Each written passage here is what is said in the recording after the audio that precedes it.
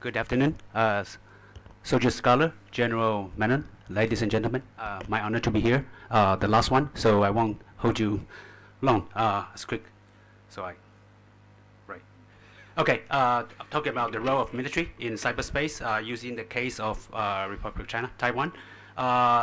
And all the Chinese saying, like India's gurus, many good gurus, Chinese also has some gurus saying, while water can carry a boat, it may also capsize it.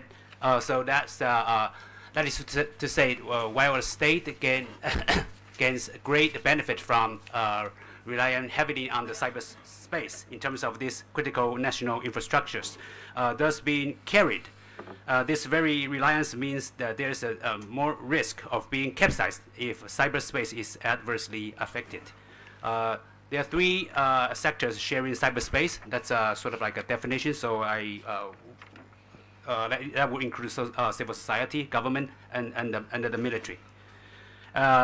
Stay reliant on cyberspace offers an attractive target for the enemies or opponents to attack you using the just one of the panelists, Lina, her state, Estonia, as a very good example. Heavily relying on cyberspace that will make you become a target as well. So easy reach of IT and in the age of a digital era, any individual may easily conduct cyber attacks against others or even against state government agencies. Cyberspace offers a feature of asymmetry beneficial for cyber attackers. It is for military. It is arguable that the role of military in cyberspace has become ambiguous because, in other words, the actors of cyberspace are not necessarily only state, but also non-state actors like terrorists or Daesh. Very difficult to identify, that's for sure, and the world is faced with a legal vacuum, UNGGEs, but still it's a bit tricky to install or apply those legal applications to those who breach those regulations. So reflect Lina's the small state as a case. Use the cases of Republic of China, Taiwan, to shed light on its experience and the conditions in terms of the role of military in cyberspace. Taiwan needs to strengthen the capability to deal with the information and communication security issues. The government approved the National Information and Communication Infrastructure Security Mechanism Plan 15 years ago, and it established the task force in dealing with the information and communication security. The purpose is to implement the information and communication technologies, security infrastructure, and the policy. The NICST proposed the National Strategy for Cybersecurity Development Program from year 2013 to this year, with the aim for all government agencies to implement information and communication security plans. Currently, it's in the phase 4. So this is the major information security policy in 4 phases, starting from 2001 to this year, 2016, with different purposes. You can have a look. And also, it has stipulates 4 strategic goals with the vision to build a secure information security environment and becoming a high-quality network society. You can also quickly have a look at those 4 objectives. And using the SWOT to analyze Taiwan's information and the security environment. The strengths of Taiwan is that Taiwan has developed information and the communication technology industry, and also with the skilled, highly skilled ICT professionals and experts. So the human resources is there, and also the administrative structures, the Office of Information and Communication Security, and also the Office of National Information and Communication Security under the National Security Council. They are all in place to deal with the administrative or to deal with the coordination of this kind of cyber security issues in the government. And there, for sure, are some weaknesses. internet users, they lack of the awareness. Therefore, the awareness and alertness need to be improved. And also, information security regulations is not comprehensive enough. So there will be some need for more legislative efforts. Information security organizations, manpower, and the budget have yet to be incorporated into the legal framework. We just currently have the task force, but without a proper ministry or division in the government agencies, that will make the whole organizations lack of the legal identity. So that's one thing need to be done in the future, near future. Information security governance has been in place for 4 years already, and yet the effectiveness requires further improvement. And the many security vulnerabilities exist in computer applications, and attacks from hackers are difficult to repel. I think that applies to every country as well.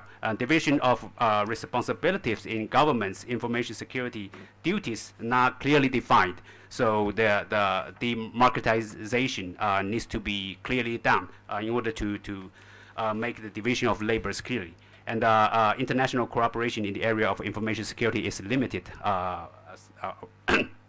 One of the panelists just mentioned the international cooperation, but Taiwan has its own political limitation due to the international reasons, also political reasons. And the cloud-related regulatory and the legal environment, as well as technical capabilities, are still incomplete. And information security defense capability far inferior to those to that of the organized hackers. So the individual hackers, their personal skills are still much more advanced than the government agency computer experts would say.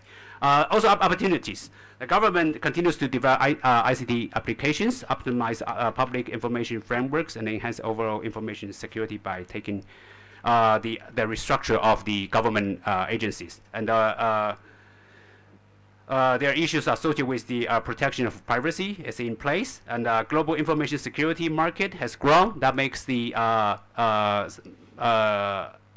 some opportunities for Taiwan as well. And in the international community, countries strive to strengthen their international positions and influence and seek opportunities for information security cooperation. For sure, there's threats. It's difficult to conduct some audits and the performance evaluation in terms of the cyber security, both in quantity and in quality. So that's a bit tricky. And then the internet has become an instrument of crime, a location of criminal activity as well as the target of crime as universal. Information security analysis and sharing mechanism have not been adequately established. So ministerial or intergovernmental agencies, they need to be better coordinated as well.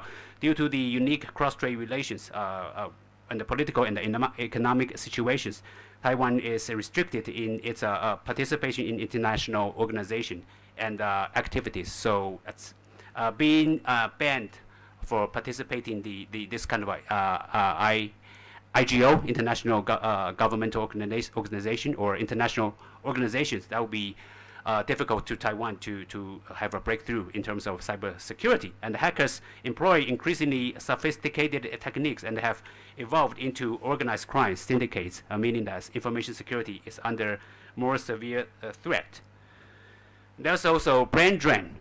In the past 1 to almost 2 decades, the salary in Taiwan, especially for those who just graduate from the college, has not increased. So they see good market in China, in Southeast Asia, Northeast Asia, so they just go there. So this with the skilled manpower, they just leave. So that become another threat.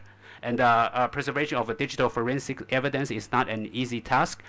Forensic capability is still inadequate, which Ministry of Defense is part of the has part of the responsibility for the forensic capability.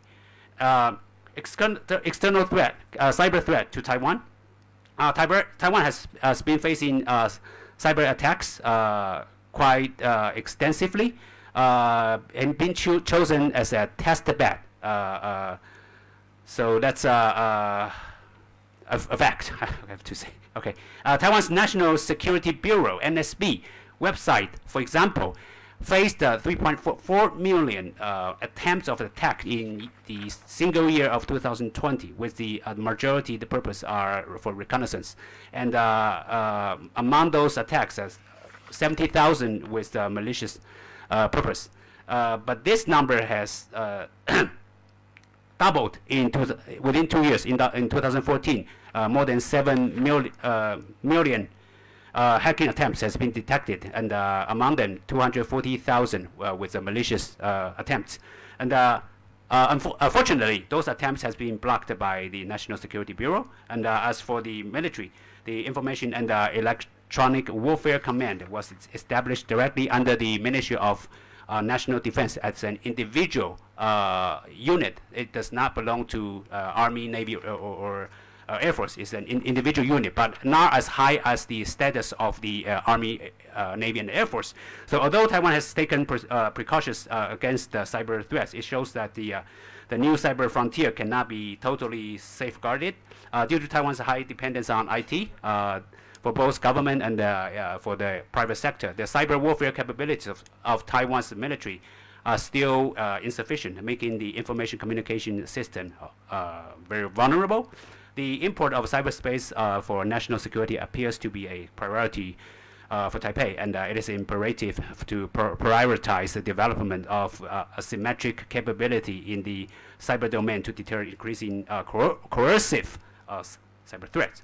Oh, so this here comes the internal mechanism. Before I mentioned the NICST, and there's three core missions of NICST: cyberspace protection, cybercrime investigation, and critical infrastructure protection. The National Security Council established the Office for National Security and of Information and Communication, which includes three major elements. The first is, of course, the Ministry of National Defense, which is in charge of the Internet defense. The other two is the Ministry of Foreign Affairs, in charge of Internet protection for the foreign embassies, and also National Security Bureau, in charge of the collection of Internet intelligence. This is the organizational chart. Quick look, and guided by National Security Bureau, the NICST, the Taiwan military has established a joint operation data security and protection mechanism. And currently, the Information and the Electronic Warfare Command, directly under the Ministry of Defense, has at the moment 3 units in total with 3,000 personnel, military, and in charge of the cyber protection, defense, internet intelligence gathering, and electronic warfare. The 4th unit will be planned, will be installed. And Taiwan has 2 computer CRT in place, and government responsibility for network information and security rests within the Ministry of National Defense. A role of military in cyberspace, according to the former Defense Secretary Peneta, there are 5 DoD strategic initiatives. You can have a quick look. But with conditions as well. Despite the military owns the cyber security or cyber defense capability, drawback of placing those military in charge of the cyber security are still there, because the legal restrictions on domestic activity by military forces represent only the most basic of issues, like the Arab Spring. For example, Jordan, the king ordered that the military would not be able to touch the civilians, but instead of just police. So that's an important issue. Just for example, the military, for the most countries, lacks a regulatory authority and the law enforcement powers, and it is drastic departure from its original purpose and mission. Although defending systems from foreign attacks could become a defense mission, the military has little experience with the regulatory matters and procedures, like those regulatory procedures are done in, for example, U.S. done by the Department of Homeland Security. For our military, cybersecurity in the Taiwan military, apart from the seamless security protection, something still need to be done, like the guidelines for security protection, maintenance, and of cybersecurity environment, R&D, etc. And the Ministry of National Defense was assigned the following duties by the central government, for example, standard and norm audit, cybercrime and crisis responses. Some other issues as well, lack of awareness that makes the education is necessary in order to enforce the cybersecurity. According to the organization of NICST, the Ministry of Defense is responsible for assuring the safety of its own information and communication system. And also MD has blocked all the kind of attacks or attempts. Severe punishment applied to military personnel for breaching the cybersecurity regulations. I took my classmate in the Air Force Academy, for example, when he served as the squadron commander in the tactical fighter wing, and while he studied in the Staff College, he used the USB to store some I would say homework or assignment, and he used his former experience in as the case for the assignment. So, but unfortunately, that was considered as a confidential one. So he stored in his USB, and he took the USB back home to work for his homework. Then, unfortunately, Trojan was installed in his laptop. Of course, no one knows, including him. So while the file has been transported outside to nobody knows which country or where, it was blocked by there's a last gate in the country, it's National Security Bureau. So it was founded, and it found that among all those hundreds or thousands of files, that one was found. Okay, that's confidential. In trouble. He's in trouble now. So he was court-martialed, but because that he wasn't doing that on purpose or intentionally. So he was put on probation. So he retired. Originally, if pilots retire, military pilots retire. I asked some Indian. I met him yesterday. Indian Air Force pilots also like second career as civilian airline pilots. So suppose he can work like the proper nice airline, like Indian Airlines or like United Airlines, that kind of good airlines. But it turned out to provide like propeller, short range, which make just half of those nice airlines. So that's seriously affect his career. So there are more cases like him using the USB. So that's for military personnel in Taiwan. If breach the cybersecurity or information security regulations, big trouble. Also, this thing, USB, strictly prohibited, and also the intranet and internet has to be physically separated in different rooms.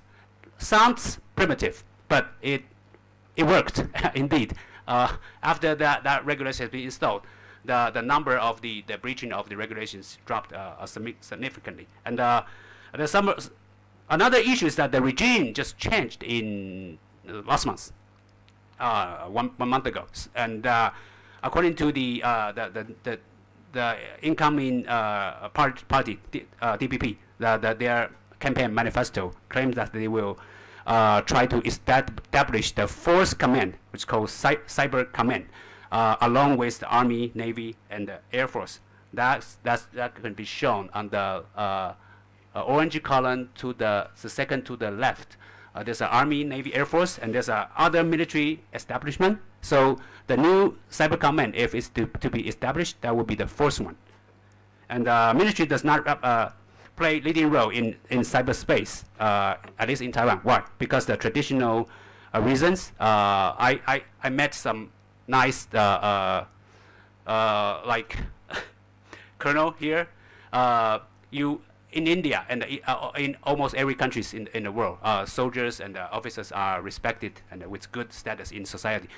Unfortunately, in Taiwan, it seems to be not. So for that reason, there's a traditional reason for that, and legal reason. They need more legislative reason, capability.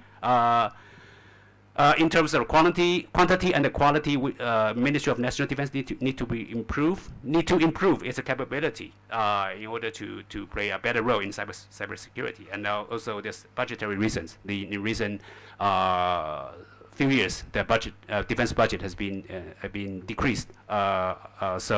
Or at least not increased. So that could affect the capability of the cyberspace as well. Also, the PPP, public-private partnership, which our Indian scholar just have mentioned. I don't want to repeat that. And this is my talk. Thank you.